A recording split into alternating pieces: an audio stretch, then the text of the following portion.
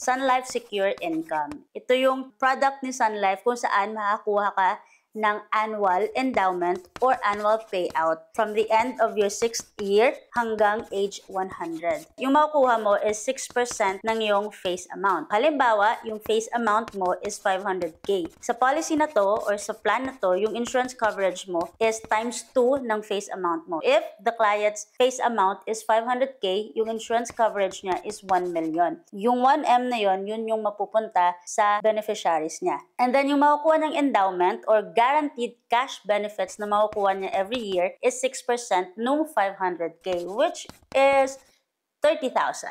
He may choose to get that 30,000 every year or he may also choose to accumulate it. Stay niya lang dyan sa Sun Life and maybe kukunin niya by age 60 niya after 20 years or 30 years. So ipapa-accumulate niya lang dyan yung pera for it to grow also.